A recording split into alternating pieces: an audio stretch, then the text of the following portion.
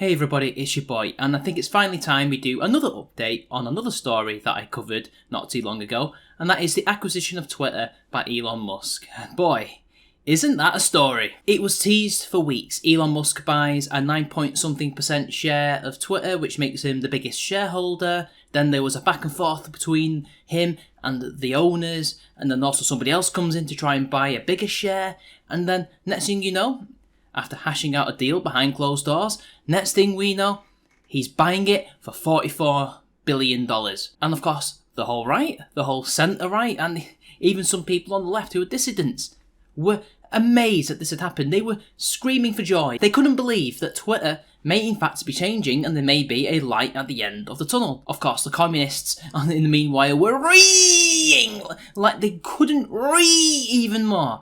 And yes, the salt mining has been great. We have garnered many profits from that, and that's great from people decrying the fall of free speech on the platform, because now they don't get to go around and harass whoever they want, to cancel whoever they want, to attack whoever they want. Now they have people who have been emboldened, re-energized, who are against them, gaining more numbers, and now will be, hopefully anyway, free from political censorship to do whatever they want against them in return. It's not nice when the playing field is levelled, is it, commies? And we've seen Twitter moderators preemptively unban people who have been banned for years. Mombot was somebody who I wasn't expecting to ever come back to the platform. She was somebody who was famous during Gamergate, and a little bit after that she was like a Japanese house mum or some kind of person like that who became famous online for her scathing critiques of the commies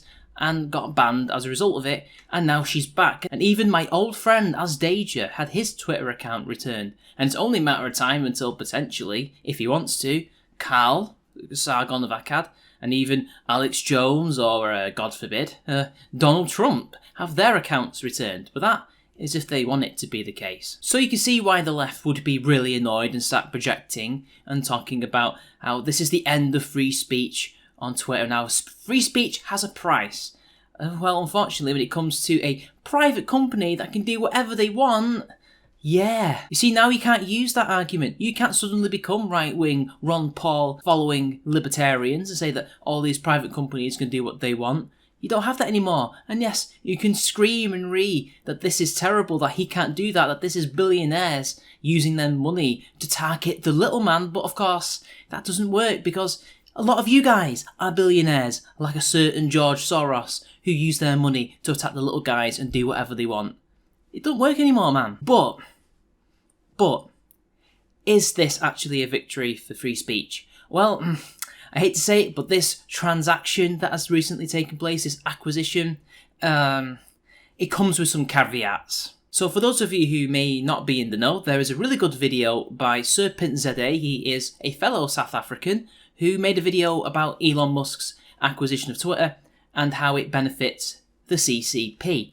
If you are somebody who is a fervent anti-communist, somebody who doesn't like the CCP, somebody who really likes to fight the left, you really don't want to be supporting this particular acquisition. Elon Musk recently bought a new factory in Shanghai in 2019, and he was lavish with billions in funding from the CCP, and he's also been trying to gain access to those really all-important rare earth minerals that China currently has the market share in, nickel and stuff like that, which will be used to create his overpriced, crappy electric Tesla cars. And in order to get that market, the Chinese market, as well as all those resources that he needs to build these crappy electric cars, he has to placate the Chinese government, the CCP.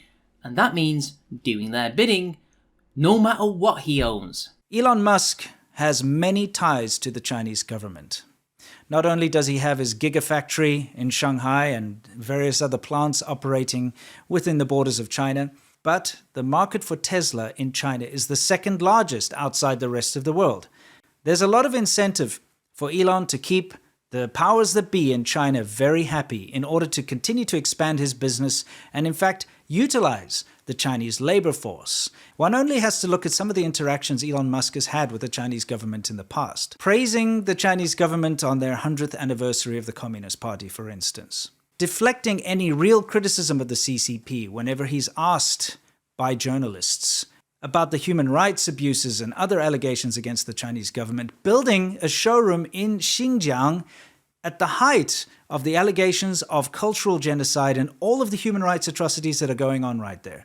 You can see that as a shrewd businessman, he knows how to deal with the Chinese government. He knows how to make them happy so that he can profit and his business can grow within the borders of China. Now, as you may well be aware, because most of you use Twitter, Twitter likes to put labels on certain public figures. They'll be called certain representative of a certain country or place, wherever, or they might work for a media company. And for Chinese public figures, this is no different. Usually the term state-sponsored media affiliate or something like that is used, however they phrase it, and that lets you know that this person, this blue check mark, is, well, he's a comrade. Now what's interesting is that Twitter is banned for the average Chinese citizen. They can't use it. However, these state-sponsored blue check marks can use it because they're being used to push Chinese foreign policy onto the world and also for propaganda purposes.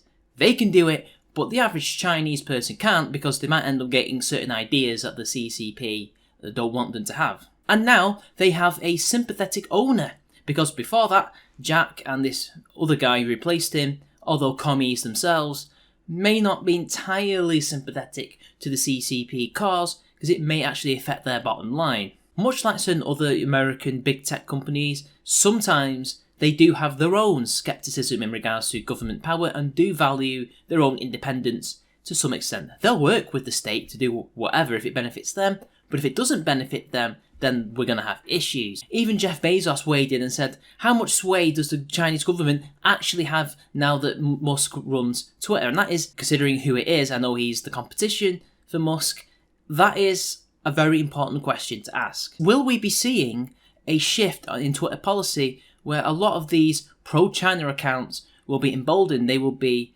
empowered, they will be given a lot of free game to do whatever they want at the expense of anti-CCP accounts, Taiwanese accounts? Will we start seeing him censor Twitter when the CCP, feeling threatened by maybe something going viral on there, or maybe their propagandists are taking a hit because now that his apparent free speech policy will be in effect, that might actually hurt them. They're going to lean on him and say, look, if you don't censor these people, if you don't ban them, if you don't limit them, you don't shadow ban them, do it subtly, we're going to remove that factory that you just built in Shanghai, and we're going to limit how much resources like lithium and nickel you can get from our mines. We'll do whatever it takes for you to do what we want. Is he going to acquiesce and go, yeah, whatever, man, I've made my money, fuck the Chinese market, I'm going to just trade with the rest of the world? Or is he going to buckle? And that's not to mention things that are of less importance on the world stage, but something that has quite a social impact. The Amber Heard versus Johnny Depp trial. Now, Elon Musk is one of many characters that is involved in this story. He hasn't been brought up to testify yet. I don't know if he even will be subpoenaed.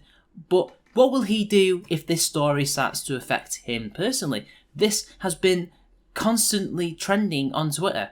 Once he actually gains control of it, are we going to start seeing it trend less and less? Or is he going to start pushing anti-Johnny Depp hashtags and anti-Johnny Depp stories into the Twitter algorithm to counteract the Free Johnny movement, who have been organically trending constantly for ages now? Musk can go on about having this free speech policy, how nobody's going to get banned for political reasons, except for when he decides to further clarify his statements and say, well, you know, about that free speech absolutist position, yeah, well, depending on which country you live in, we're not going to rock the apple cart. So that means that basically, if you live in a country where there are speech laws and you can't say certain things in that country, Twitter's not going to protect your right. Even though they're a US company and they abide by US laws, they will abide by other countries' laws. So if I was to write something that was grossly offensive in this country, I can still go to jail. Twitter will just allow me to go, even though I said it on an American website under American laws. Yeah, he's a free speech absolutist until it hits his bottom line. But hey, you know what? I'm being quite negative, aren't I, in this video? I know that I have my biases, and I don't particularly trust Elon Musk, and I don't particularly like him either for various reasons.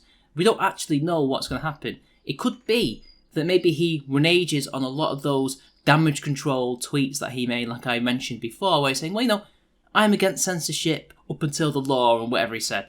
maybe he will go against all that, and that was just to please the commies that were worrying. He's going to go full-on free speech absolutist beyond, advocating violence and genocide and stuff like that. Maybe he will, and I can get away with being a shitposter online for once. But I don't know.